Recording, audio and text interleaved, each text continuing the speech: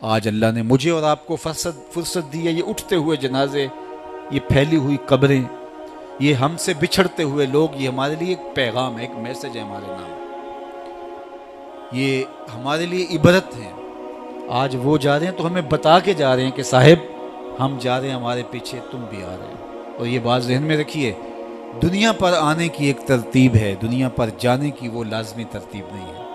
पहले दादा आता है, फिर बाप आता है, फिर बेटा आता है, फिर उसके बाद बच्चे आते हैं। ऐसे कभी नहीं हुआ कि बाप से पहले औलाद आ गई हो। दुनिया पर आने की ये तरतीब है और ये तयशुदा मुनज़्ज़म तरतीब है।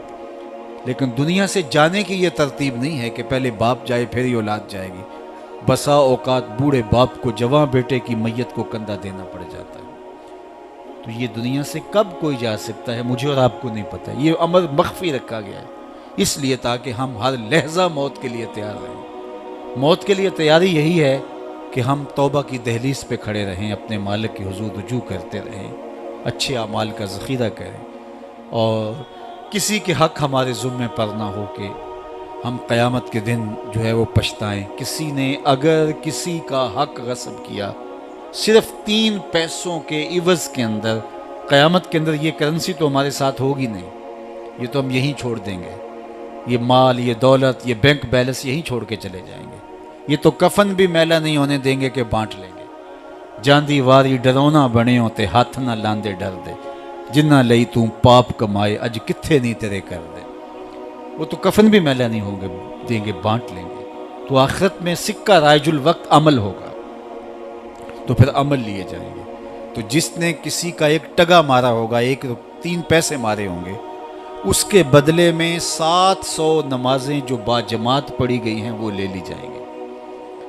और जो लोगों के प्लाट हड़प कर गए हैं, रिश्वतें, ज़्यादतियाँ, जोरो जुल्म और लोगों के साथ ज़्यादतियाँ और लोगों का माल हथियाना, खून निचोड़ना, अजियतें देना, तो किस तरह वो क़यामत के दिन ओहदा बरा हो सकेंगे। तो आज अल्लाह की रहमत के दर कुशादा हैं और उसकी रहमतें आवाज़ दे रही हैं, आजो पलट के मेरी रहमत के दरवाजे खुले हैं। अल्लाह अकबर। या अय्युहल इंसान मा गर्रका बिरब्बिकल करीम।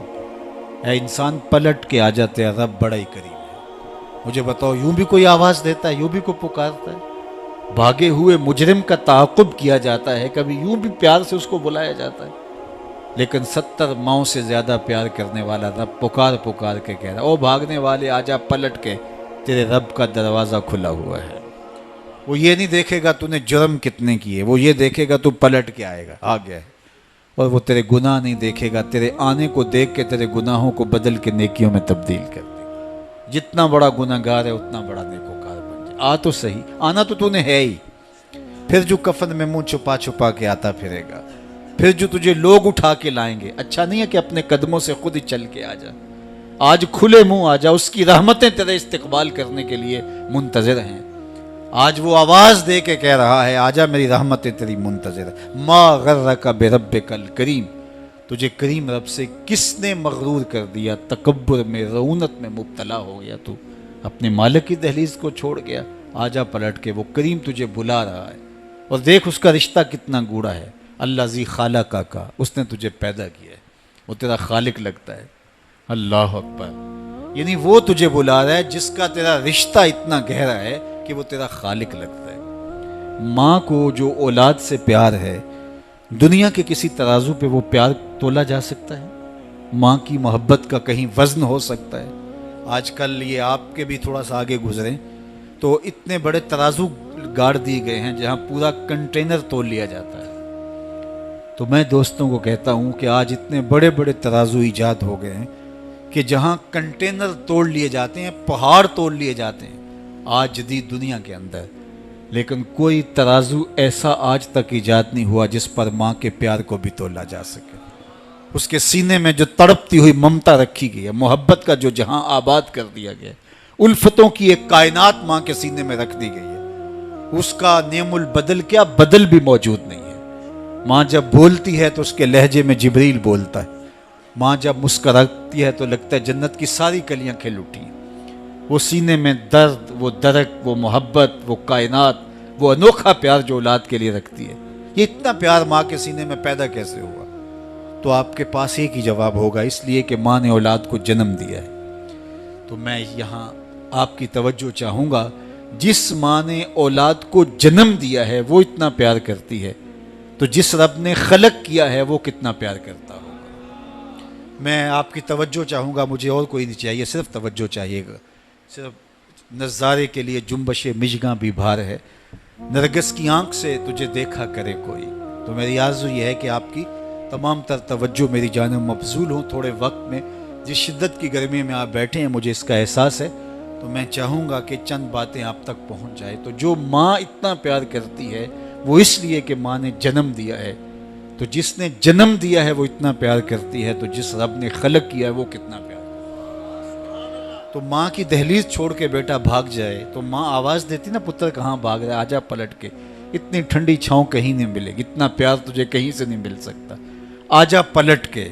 माएँ तो माएँ होती हैं और औलाद के लिए उनके सीने में जो तड़पती हुई ममता होती है और प्यार का जो एक आबाद जहाँ होता है वो एक अलग ही कायनात है, वो एक अलग ही जहाँ है।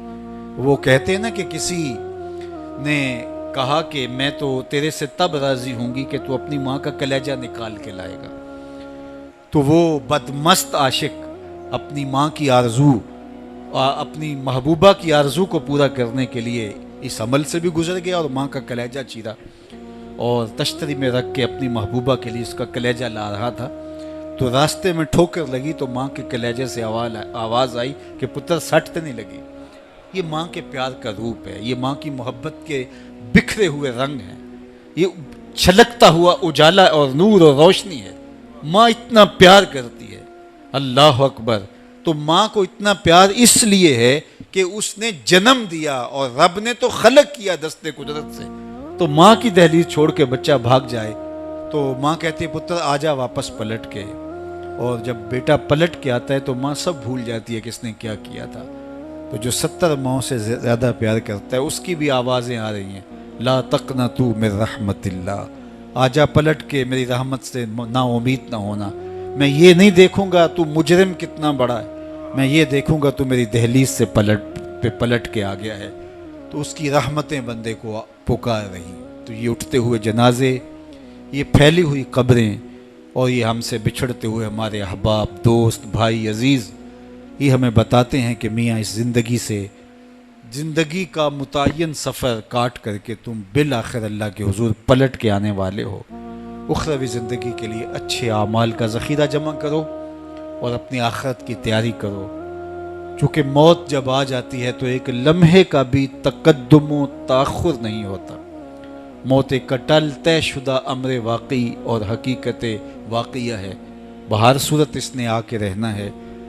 बल्कि अल्लाह ताला जल्ला शानहू ने इसको अचानक रख करके हमें हर वक्त मुस्ताद और फ़ाल रहने की तरगीब दी कि ताकि हम हर लहजा, हर साथ अपने आप को आमादा रखें। किसी वक्त भी बुलावा आ सकता है और हम मौत की इस गाड़ी में सवार हो सकते हैं। अल्लाह अकबर। तो आइए मैं और आप अल्लाह की बारगाह में दुआ भी करते हैं और अपनी ज़िंदगी को बेहतर बनाने की मनसूबाबंदी भी करते हैं। जब लोग हमसे जुदा होते हैं तो हमें इबरत होती है कि हम भी जा रहे हैं। हज़रत याकूब अलैहिस्सलाम ने हज़रत इज़राइल से अहद ले रखा था कि मेरी रूह कब्ज़ करने के लिए अचानक नहीं आना, पहले कोई कासद भेज देना ताकि मैं मौत की तैयारी कर लूँ। अम्बिया तो तैयार ही होते हैं, कुछ चीज़ें तालीम उम्मत के लिए होती। तो कहा कि जी मेरा वादा रहा। तो एक अरसे के बाद हज़रत इज़राइल हाज़िर खिदमत हुए और कहा कि हुजूर मैं कब्ज़े रूह के लिए आया हूँ। फरमाया तुमने तो वादा किया था अचानक नहीं आऊँगा, तुम अचानक आ गए, कोई कासद नहीं भेजा। तो कहा हज़रत मैंने तो कासद भेजे थे। फरमाया मेरे पास तो एक भी नहीं आया। अर्ज़ की हुजूर आपके सामने कितने लोगों की मौत वाक़या हुई, ये मेरा कासद नहीं था तो और क्या था। आपकी दाढ़ी में सफ़ेद बाल आ गए, ये मेरा कासद नहीं था तो और क्या था। जब कमर में खम आने लगे, जब आज़ा मुदमहिल होने लगे, जब चलते हुए ठोकने लगे, जब ज़ुबान में लुकनत आने लगे, जब याददाश्त खोने लगे, जब बालों में चांदी उतरने लगे, जब इंसान के आज़ा जवाब देने लगे, तो समझो ये पैगाम मौत आ गया है। अल्लाह अकबर। हज़रत उमर रज़ी अल्लाह ताला अन्हु दरबार में बैठे थे तो एक साहब आया और उसने कहा कि या उमर ला तंसा मौतक, उमर अपनी मौत को नहीं भूलना। और यूं कांपने लगे हज़रत उमर जैसे बेद की शाख कांपती है। और उससे कहा कि रोज़ आके मुझे तज़कीर कर जाया कर। वो रोज़ आता है, बड़े दरबार में खड़ा होकर कहता है उमर अपनी मौत को नहीं भूलना। एक दिन आया, आपने उसको कहा मियाँ आज के बाद नहीं आना। कोई और शख्स आने लगा, फरमाया नहीं। तज़कीर मौत की ज़रूरत नहीं रही, फरमाया नहीं। मुझसे कोई गुस्ताखी होगी, फरमाया नहीं। तो फिर मुझे छुट्टी क्यों दी जा रही है? तो हज़रत उमर रोए और यूं दाढ़ी पे हाथ रखा और एक बाल अलग करके कहा ये देख मेरी दाढ़ी में सफ़ेद बाल आ गया, अब ये मुझे चैन से नहीं बैठने देगा। हमारी तो पूरी दाढ़ी भी सफ़ेद हो जाए ना। मियाँ साहब ने कहा हड्डियाँ खड़कन, हड्डियाँ कंबन गोडे खड़कन ते उड़ गया लक तेरा, अजे भी बदियों बाज ना आयो जियो मरद दलेरा, फमा असबरहुम अलन्नार। अल्लाह कुरान में फरमाता कितना हौसला है लोगों का आग पर, कितनी डटाई के साथ कह देते हैं ये जहां मिठा गला किसने डिठा। कब्रिस्तानों में जाके देखो किसने देखा है आखिर वाला जहां। हज़रत सैयदना गौस आज़म शेख अब्दुल कादिर अल जीलानी अलैहि रहमा व रिदवान फरमाते जाओ कब्रिस्तानों में जाकर देखो कैसे कैसे हसीनों की मिट्टी ख़राब हो रही है। जो बदन पे चुटकी मिट्टी नहीं पड़ने देते थे आज उनके कफन भी तार तार हो गए। खैर कुने फलां व गनीमत शुमार उम्र जां बेशतर के बांग बरायत के फलां नमाज। तूने भी चले जाना है, यहाँ बैठ नहीं रहना। ये उठते हुए जनाजे तुझे इबरत देते हैं, ये फैली हुई कब्रें तुम्हें बताती हैं कि मियाँ तुम भी इसी मिट्टी का रिस्क बनने वाले हो, तुम ही यही चादर ओढ़ के सोने वाले हो। तुम दो लिबास के दो कपड़ों के अंदर, दो सफ़ेद चादरों के अंदर मलबू। कहाँ गई वो पोशाकें, कहाँ गए वो ब्रांड, कहाँ गए वो तुम्हारे कीमती बेड, और कहाँ गए एसी लगे माहौल से आरास्ता कमरे। अमीर है या गरीब है वो 2 गज ज़मीन, और वही मिट्टी का ओढ़ना, मिट्टी का बिछोना, वही 2 गज कफन, वही कुल कायनात। और वहाँ जो किए हुए अमल हैं वही सिक्का राइजुल वक्त होगा।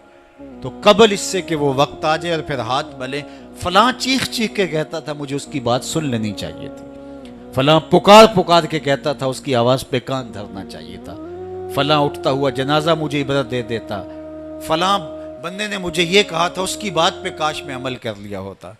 लेकिन उस दिन पछतावे से क्या होगा? आज का पछतावा कल की बेहतरी का जामिन हो सकता है, आज का पछतावा जिंदगी बदल हो सकता है, आज का पछतावा तौबा का सबब और जरिया हो सकता है, आज का पछतावा दिल के मैल उतार सकता है, और कल का पछतावा सवाए हसरत बढ़ाने के, सवाए दुख बढ़ाने के, सवाए तकलीफ में इजाफे के और कुछ नहीं होगा। इसलिए मैं और आप अपनी ज़िंदगी की मनसूबाबंदी करें।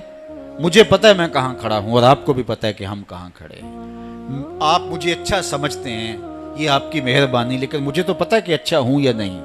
मैं आपको अच्छा समझता हूँ, लेकिन आपको तो पता है कि आप कहीं कहाँ खड़े हैं। इसलिए अपने ज़मीर में झांक करके देखिए, अपने मन में उतर करके देखिए, अपना मुहासबा कीजिए, अपने अमाल का तज्जिया कीजिए। जो नेकियां की हैं और जो बुराइयां की हैं उनका अंदाज़ा कीजिए। जो बुराइयां की हैं वो तो कन्फर्म बुराइयां हैं, और जो नेकियां की हैं ज़रा देखिए वो नेकियां हैं या रिया के लिए की हैं, दिखलावे के लिए की हैं। नेकियां किसी को दिखलाने के लिए की हैं, किस मकसद के लिए नेकियां की हैं? थोड़ी सी रिया भी शिरक बताई गई है। सारी मेहनत कहीं ज़ाया तो नहीं चलेगी। हमारे पास है क्या? हमारे दामन में गुनाह है तो लुथड़े बड़े हम। सवेर से लेकर शाम तक चुगली गीबत से लेकर बदकारियों तक, निगाहों की बदकारियों से लेकर के सोचों की बदकारियों तक हम कहाँ कहाँ पड़े रहते हैं। और दूसरी जानब हमारे पल्ले में नेकियां कितनी हैं हमें सारा पता है। एक तो नामा अमाल क़यामत के दिन तोला जाएगा, हम खुद अपने ज़मीर की अदालत में तराजू गाड़ के तोले। हज़रत उमर फरमाया करते थे हासिबू कबल अन तुहासबू, इससे कबल के तुम्हारा हिसाब किया जाए तुम अपना हिसाब पहले ही खुद कर लो। कभी आप उम्रे पे जाते हैं या बैरून मुल्क सफ़र करते हैं तो वहाँ सामान बांध करके पहले तोल रहे होते हैं कि एयरपोर्ट पे परेशानी ना हो। हालांकि एयरपोर्ट पे अगर 2-4 किलो सामान बढ़ भी गया तो कोई बात नहीं, 4 रियाल दे के आप सामान ला सकते हैं। लेकिन इसके बावजूद आप वहाँ किसी से तराजू मांग के बार बार अपने पीस तोल रहे होते हैं कि जनाब एयरपोर्ट पे जाके परेशानी ना हो। तो इस दुनिया पर भी अमाल तोल लो, कहीं नज़ा के वक्त परेशानी ना हो, का हशर के वक्त जब अमाल तुलने लगे तो वहाँ परेशानी ना हो। तो ये थोड़ा सा वक्त है, ये ज़िंदगी मुख्तसर है और हम तेज़ी के साथ मौत की तरफ बढ़ रहे हैं। हज़रत सैयदना अली मुर्तज़ा रज़ियल्लाहु ताला अन्हु फरमाते हैं ये तुम्हारी सांसें जो हैं ये मौत की तरफ उठते हुए कदम हैं। तुम समझते हो हम बड़े हो रहे हैं, लेकिन हकीकत में तुम छोटे हो रहे हो। क्योंकि गिनती जब उल्टी शुरू हो जाए तो काम जल्दी ज़ीरो पर पहुंचता है। कभी आप इशारे पे रुके हों तो 60 से नीचे आ रही हो या 70 से या 120 से, तो काम तो ज़ीरो पे आ जाता है, और जब काम ज़ीरो पे आ जाता है तो फिर लाल बत्ती जल जाती है। अल्लाह अकबर। तो ये तेज़ी के साथ ज़िंदगी गुजर रही है, और हम कोई 60 से नीचे आ रहा है, कोई 55 से नीचे आ रहा है, कोई 50 से नीचे आ रहा है, और जब ज़ीरो तक आ जाएंगे फिर उससे आगे तो कुछ भी नहीं है।